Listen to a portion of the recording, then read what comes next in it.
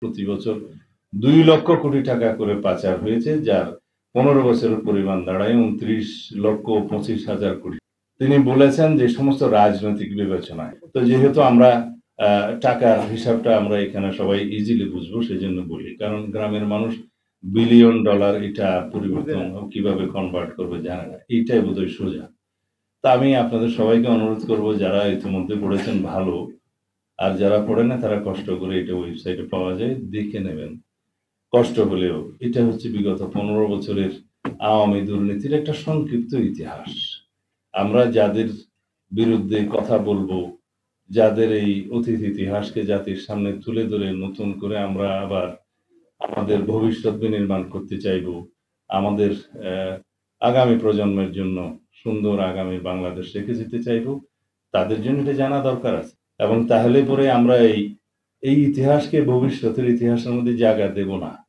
অনেক সময় ইতিহাসের মধ্যেই ভবিষ্যতের লুকায়িত থাকে। সেটা ভালো ইতিহাস। সমস্ত ইতিহাস নির্মাণ করতে হয় বলেই ছিল আমাদের ন্যাশনের উপরে, আমাদের অর্থনীতির উপরে একটা ফ্যাসিস্ট সরকার জাতিকে কিভাবে ধ্বংস করে, জাতির অর্থনীতিকে কিভাবে ধ্বংস করে, জাতির সমস্ত প্রতিষ্ঠান অধম জাতিতে পরিণত করে সেই ইতিহাস। ব্রিটিশরা বা এই ভূখণ্ডকে দখল করলেও ২০০ বছরে যে পরিমাণ অর্থনৈতিক লুটপাট তারা করেছে সেটার একটা বক্তৃতা আমি শুনেছিলাম ভারতীয় একজন বিশিষ্ট রাজনীতিবিদ, আমি নাম এখানে নিতে চাই না, ইনি একজন অক্সফোর্ড ফেলো এবং ওইখানে বক্তৃতা দিয়েছেন।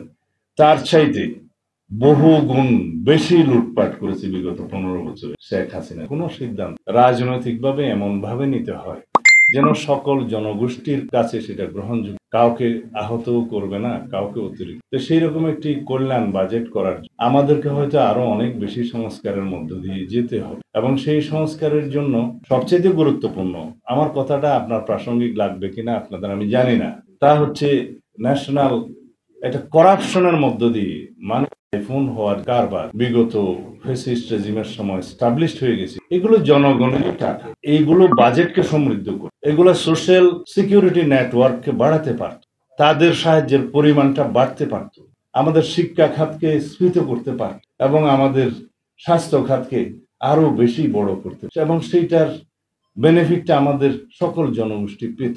আমরা বলছি যে সবার জন্য স্বাস্থ্য আমরা নিশ্চিত করব, জাতীয় স্বাস্থ্য নীতি প্রণয়ন করব, আমাদের ৩১ দফায় আছে যে জিডিপির ৫% আমরা সেখানে বরাদ্দ করার চেষ্টা করব, আমাদের কমিটমেন্ট আছে শিক্ষা খাতে কিভাবে আমরা জিডিপির ৫% বরাদ্দ করার জন্য কমিটমেন্ট আছে।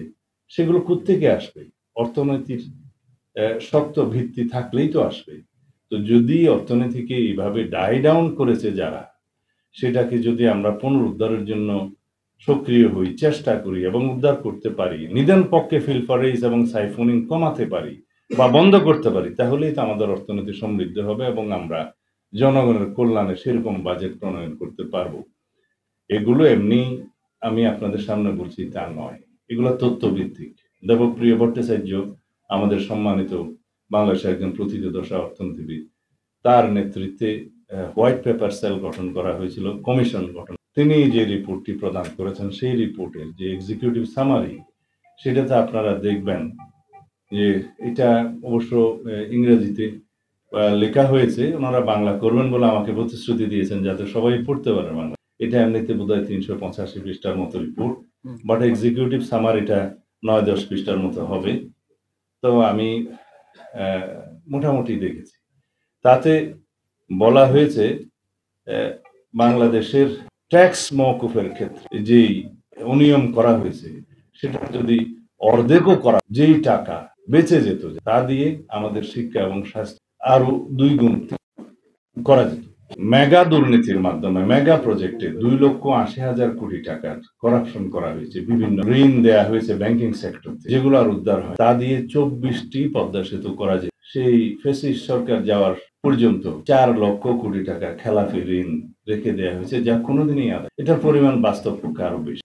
আর যেটা সাইফুল ভাই আমার মনে হয় পরিসংখ্যানটা ওই সময় বলার সময় একটু অমনোযোগী ছিলেন, সেটা খুব সম্ভবত $২৩৪ বিলিয়ন হবে যেটা পাচার হয়েছে, উনি ওইভাবে লিখেছেন। তবে বাংলাটাই আমি বলি, উনি যেভাবে